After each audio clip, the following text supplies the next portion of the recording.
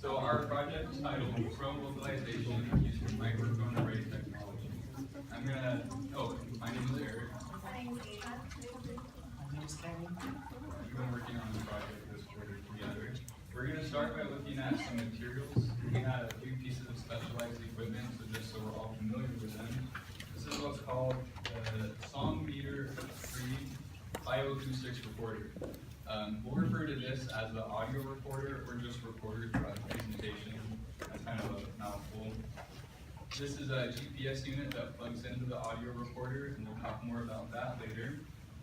This is the speaker we use. It's a wireless Bluetooth omnidirectional speaker, so it plays sound in all directions, not just one.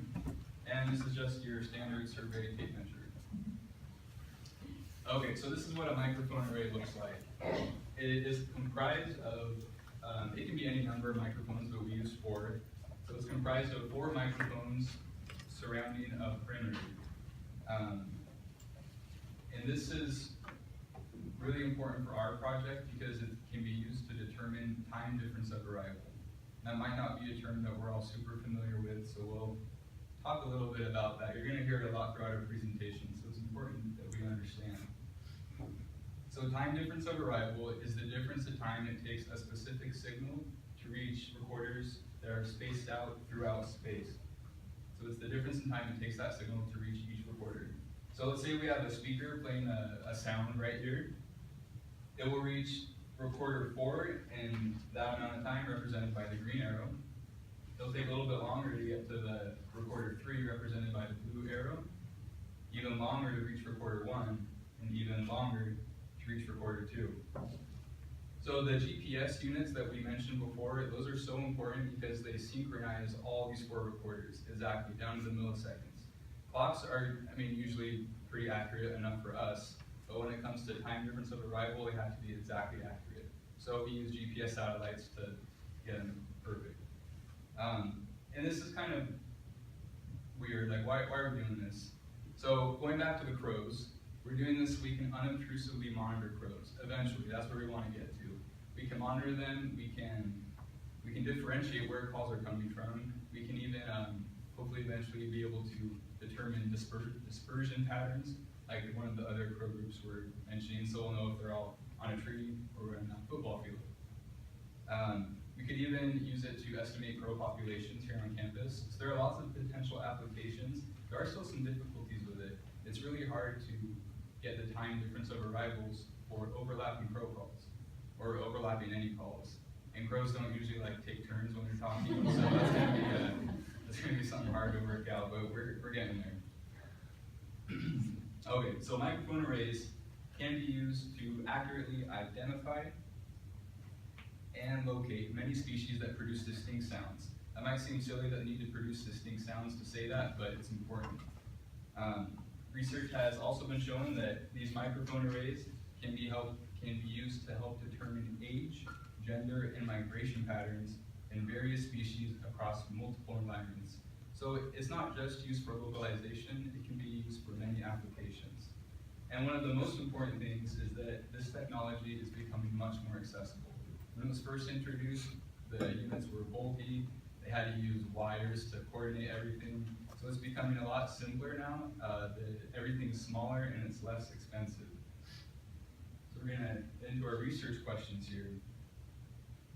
So is it feasible to use a microphone array to accurately locate individual crows within a larger aggregation of crows?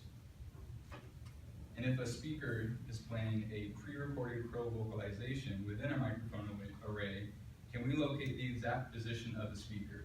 It would be a little ambitious of us if we just try to locate crows right now. So we're taking very small steps. Crows make lots of different types of calls. So are there some calls that are easier to locate than others? Or are they all the same? Or can they be located all using this technique? So before we attempt to locate the crows, we need to look at the different crow calls. So we're going to briefly go over what these crow calls are. One of you guys can click it for me. So a short duration call, you're going to hear it here. So that's between 15 and 20 milliseconds. Okay, so that's that one. A long duration call is this. So that's between 45 and 70 milliseconds.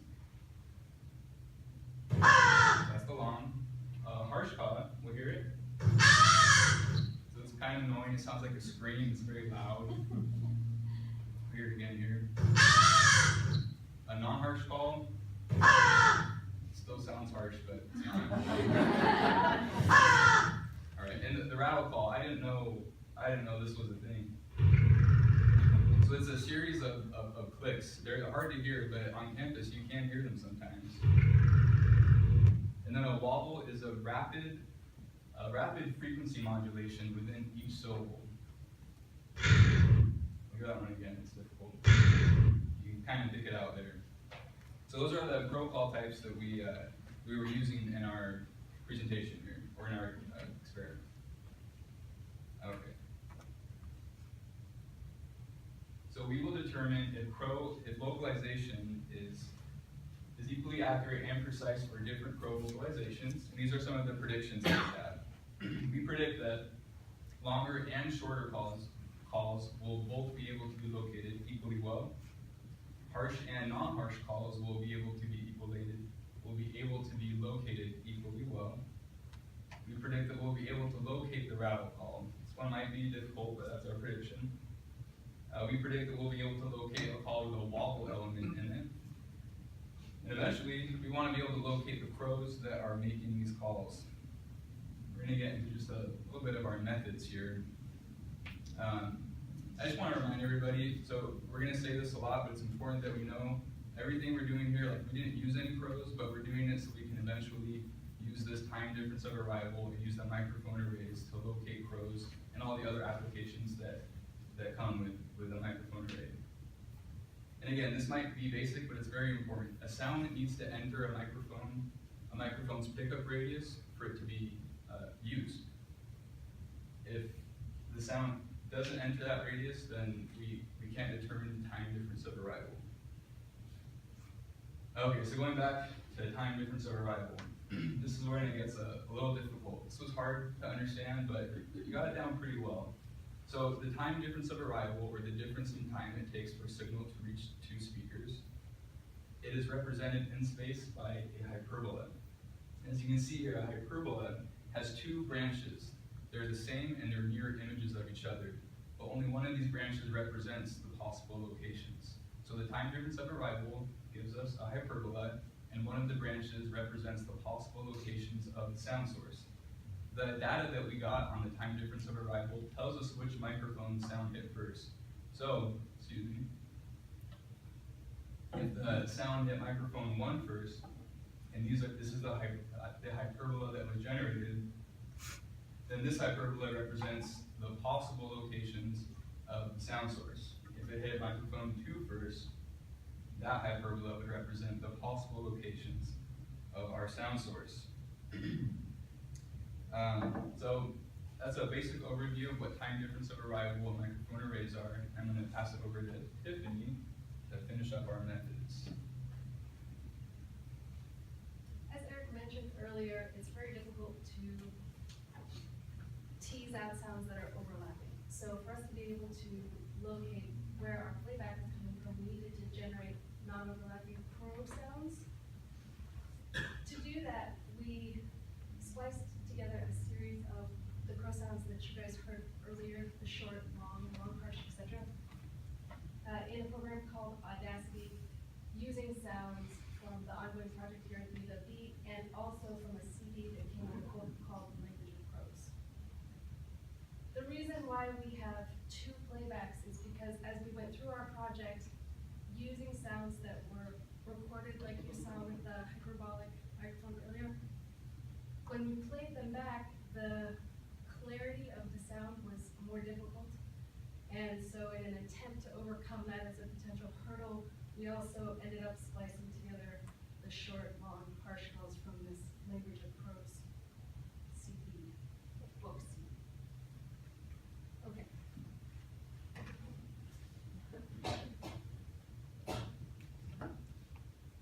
Once we had generated the sounds, we went out to the basketball court here at the UW and we set up a microphone array.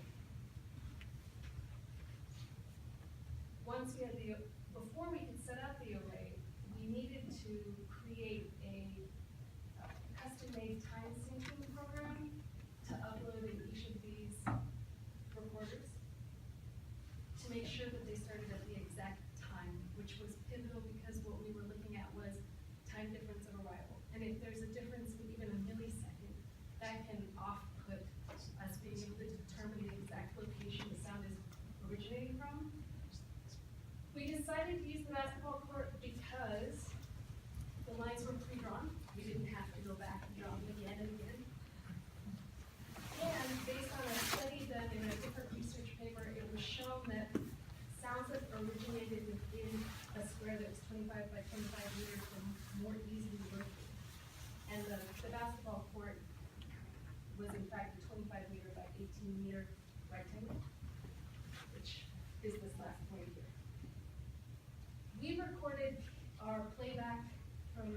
their screen in multiple locations, but for the purpose of this talk, we're gonna focus on just this location here.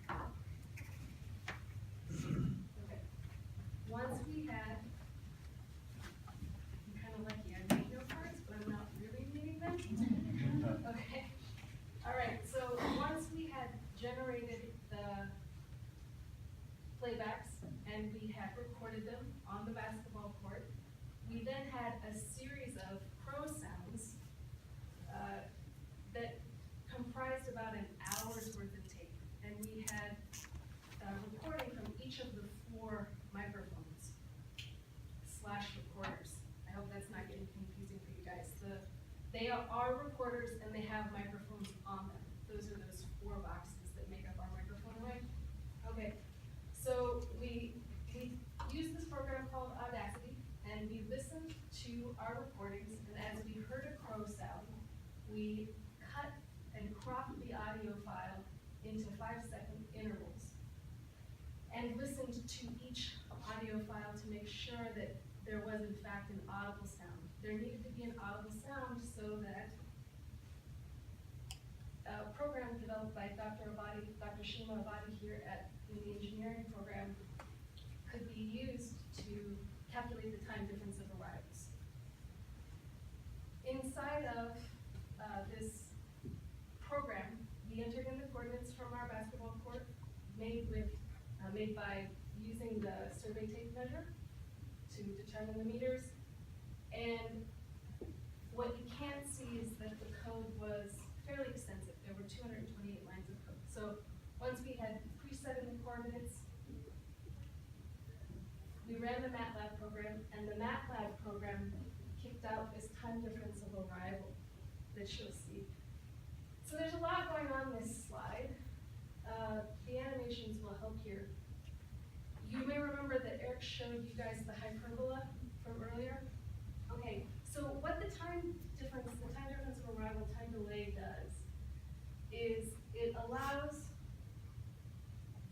MATLAB created the time difference of delay, which we got, and then we used that to calculate the potential hyperbola here in space.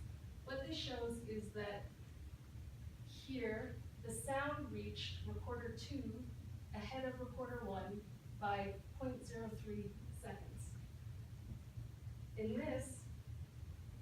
this would be looking at a diagonal hyperbola, and that was not a relevant technique to our experiment, so it was a point of reference, but not necessary for us.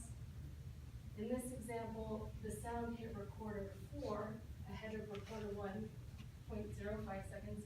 And in this example, the sound hit recorder 3 ahead of recorder 4 in 0.2 seconds. Okay. So from our time difference of delays, we could use the equation for hyperbolas, and we plug that into an Excel program here, and that allowed us to take these numbers that we generated and plug them into the formula for the a squared and b squared variables. This equation allowed us to calculate the horizontal transverse parabola and the vertical. Okay. So just to orient you guys with this slide a little bit, here are our 4 recorders. Okay. The purple is an example of a horizontal parabola, and the vertical is hyperbola. Thank you. Hyperbola. And the red is an example of the vertical hyperbola. You'll notice, so from this previous slide, here's our equations. Here they are in the purple and red. And where there is an intersecting point, that's a calculated potential location for a sound origin.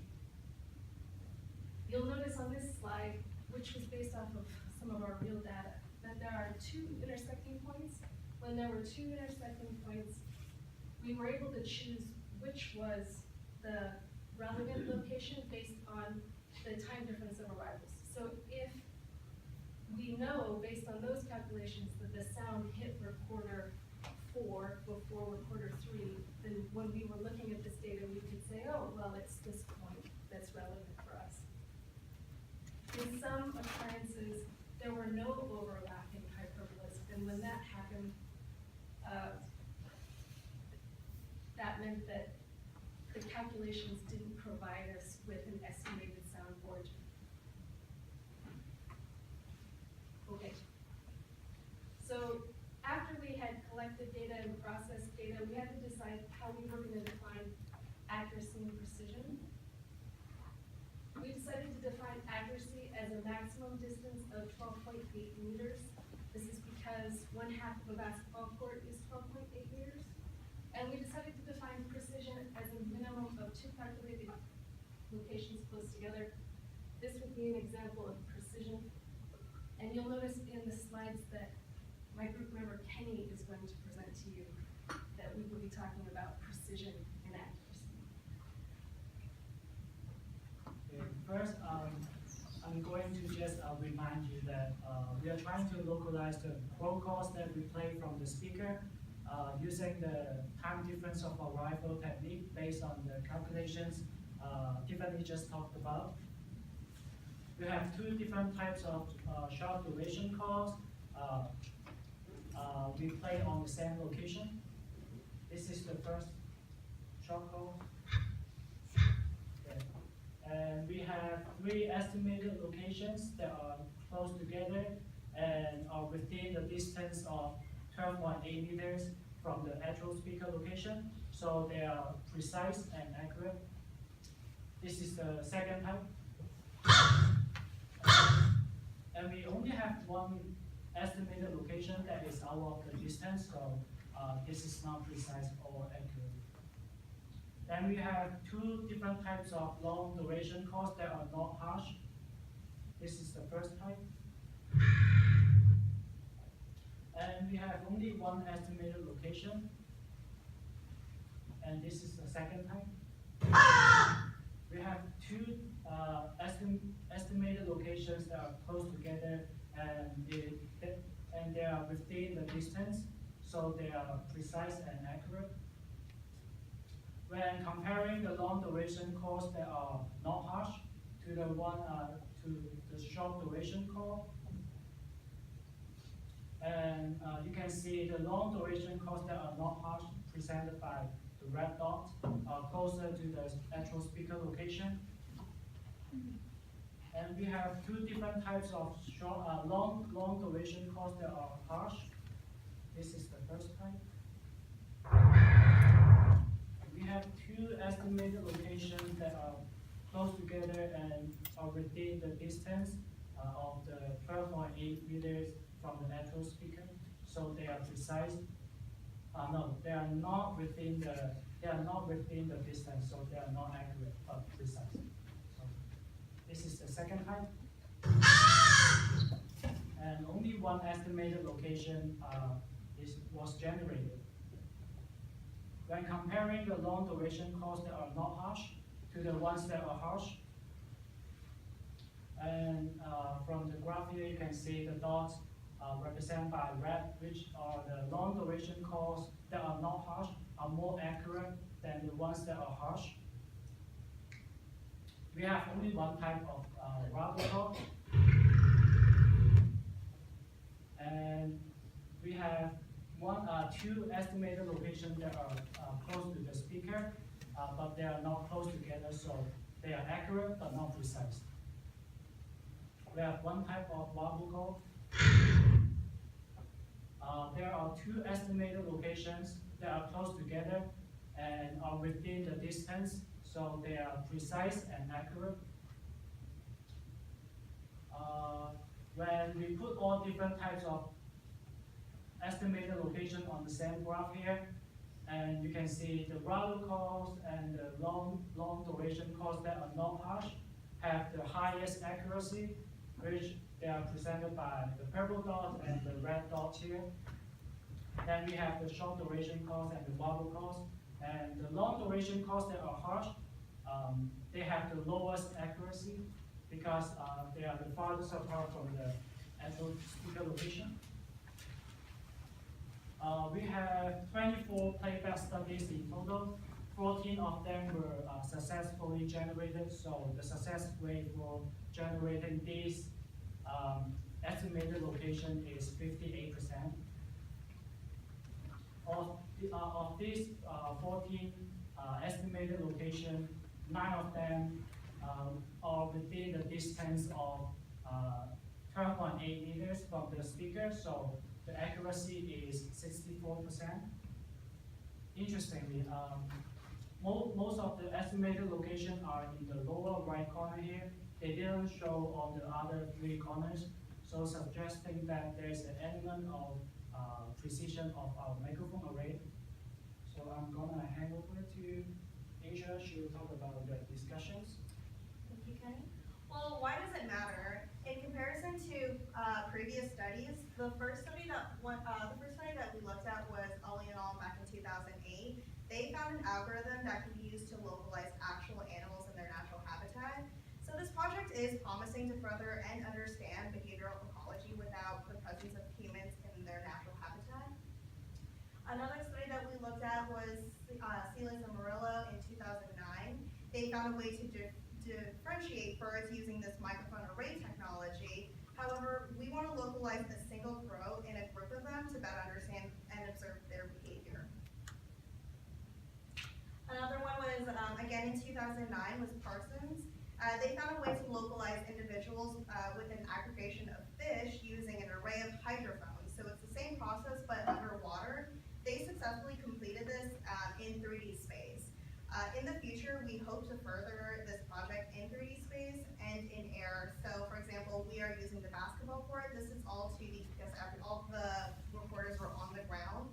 Hopefully in the future, we can put these on trees so it'll replicate 3D space. Another study was Bloomstein in 2011. They were able to identify the source location of sounds from multiple time sync microphones using a process called triangulation. Although we used 4, like Tiffany said, we didn't have an equation for the diagonal parabola. So technically we are using this process called triangulation, which uses 3 microphones. So although we didn't come up with results that we had hoped, this means that we just need a bigger sample size. Another important study was Metal back in 2012.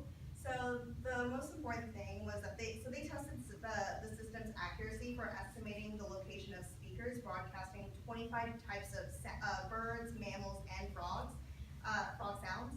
They found that sounds consisting of rapidly repeated notes at a low pitch showed better accuracy with many reliable location estimates. So hopefully in the future we can use this, their findings in relation to like the types of crow calls to better understand this technique. Why did we experience the results we did?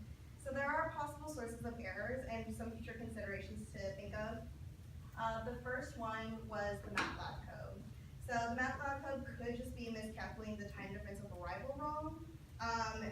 To better further this research, we could possibly bring in a computer engineer student to look in depth into the code.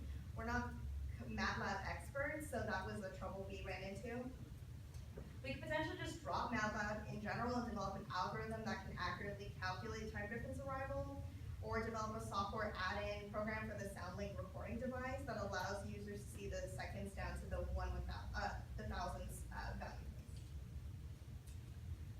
There could also just been equipment issues. We did, like Eric said, we did use an omnidirectional, which means that it's playing back the sound in all directions. Hopefully in the future we can use a unidirectional speaker because that's more pro-like. Uni just means one direction.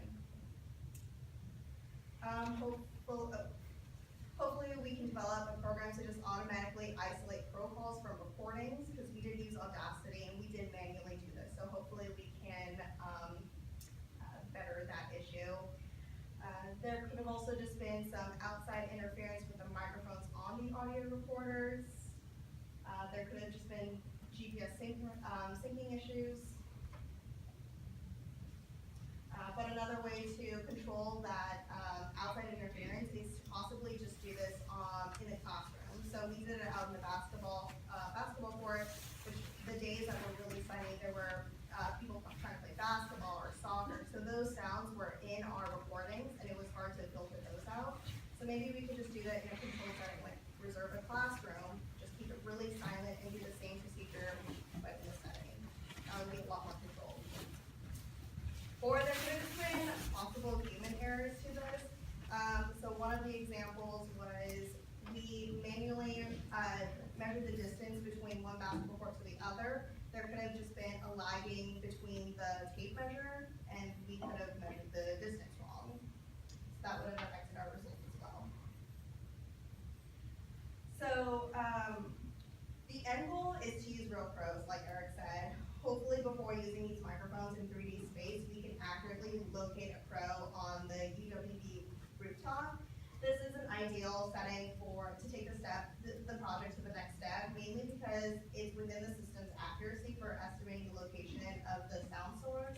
So we actually went up to the rooftop, we measured it, it's 20 meters by 20 meters.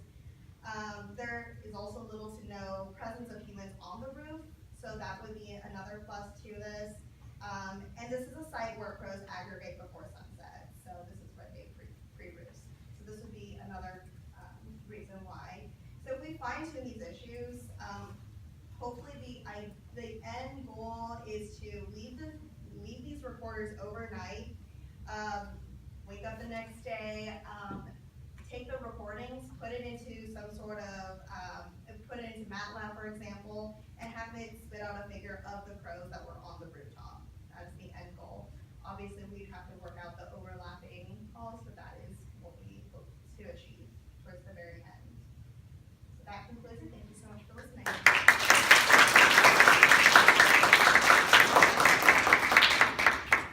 And these are, any questions? So, you mentioned that you had 24 recordings and only 14 of them gave you, oh, was the 14 of them gave you overlapping problems, or only did you have 24 total where you could see the signal occurring in all of them? And only 14 of those gave you overlapping problems? So, yes, only out of the 24 that we looked at, only 14 gave us overlapping problems. We have a total of 99 calls to process. So the good news about our research is that all of the dots were in that quadrant where the speaker was. The bad news about our research is that all the dots were not on top of the speaker. Right, so ultimately, Broad definitions of precise and accurate. Oh, yeah. they Two were. dots and half of your baseball, basketball field is a pretty sad level to describe precision and accuracy there. Right, so that's what No, no.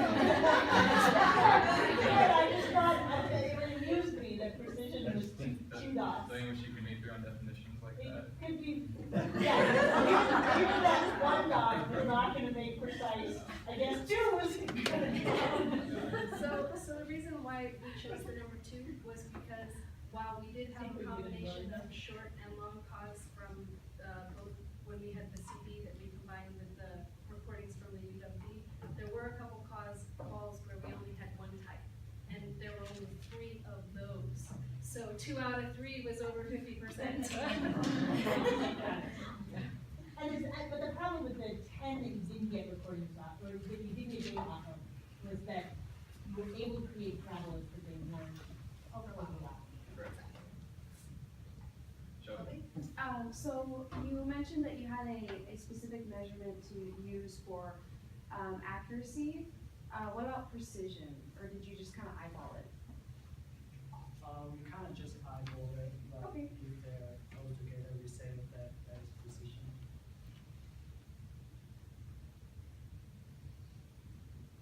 It seemed like the long, harsh calls were the worst on accuracy. And you mentioned a study where, depending on the frequency, it changed that. Do you have any sense for why the long, harsh were the hardest for the speakers to pick up? It honestly could have just been the quality of the call, of the long, harsh call that we did use. That could have just been the main one that we're thinking. I mean, the speaker wasn't even that loud. So no, we're not really sure why. Yeah. As you can see, like our results are kind of all over the place right now. But that's definitely part of the next step, is maybe looking at if certain pro call frequencies are able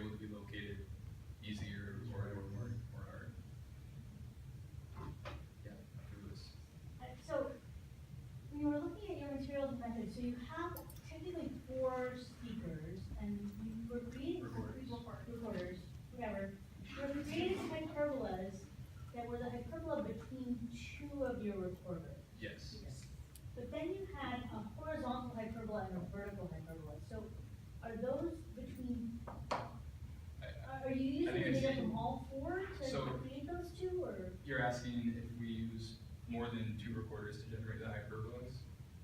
Right, or more than 3, right? So it seems like 3 would have given you 1 set of horizontal and then 1 set of vertical. Exactly. So what we use for Oh, and you all of use them, them. we use the time difference of arrival between 1 and 4 to generate the horizontal hyperbola, and we use the time difference of arrival between 4 and 3 to generate the vertical hyperbola. Why didn't you use the time difference between 2 and 3 to generate a vertical or horizontal? Do you wanna take that? Go ahead. So, the reason why we didn't use, in this particular instance, that we didn't use 2 and 3 was not because it wasn't usable, but because our playback was down here. It wouldn't have given us a calculation that would have given us a point, because hopefully the sound, most of our dots are down here. If we put in the numbers that we generated from this location, it wouldn't have overlapped up here because it's too far away. Because the sound would reach here first. Kind of fun with that up, guys. That, we should do So, that, that's a good point. yes, Yeah, but I'm you sure. can test that. Because in this instance, you know where your speaker is. So like one of your arguments for this is kind of working is all of your points are down in that quadrant. But if you were using all 4 of your speakers to potentially generate these hyperbolas, would you have actually ended up with points that were all? It probably would have been easier. Part of the issue with that was the program that we were using to generate the hyperbolas, is it would only generate the time difference of arrival between certain microphones. Like, it didn't give us the time difference of arrival between all of them. It only gave us 4. So that's just the relationship between certain. Yeah, so we Yeah. were given the code, and that was what it had, and Right, and all I'm mentioning is that I'm a little bit worried that we're excited that it's all in this one quadrant, because We're not I'm worried. excited about it. Well. But sorry, my speaker was kind of there, and Yeah. that's where my points are. We're just You should excited be over it. excited We're about just that. excited over it. And you should be Yeah. excited about this, except that I want to make sure that our excitement over it is the fact that the points are actually in the Yes. quadrant, and not that we have artificially chosen the correct Exactly. recorders to create points in the right quadrant. As it is now, it's not useful. yes, but in the future, we definitely need one, for between recorders 2 and 3, because if we leave these on the roof, we don't know where the sound is coming from, exactly. Definitely. But in this, for example, we are only focusing on those 2 hyperbolas, which is why we chose that specific spot. Just Excellent point. maybe one more question for Tanya. Oh, So- does that mean, so I may have, maybe misdesigned your project for you, but I was kind of thinking that you would have hyperbolas between each two, recorders. So Dr. Lewis was saying we should do. Okay, but you don't at present. We don't have, You don't have and that that was just capability, because but I see. based off of the code that we were given, we didn't know how to modify it even more to add that other hyperbola, which is why we were just limited to that position. Don't knock yourself too much, because in fact, some people did modify the code to do that. The problem is, I think it's more of a time issue. So hopefully with Yeah. more recorders, we'll have greater accuracy and precision. But right now, it's proof of concept. No one's done this before, and it's with these kind of recordings, so, yeah. Definitely. All right, let's thank this group again.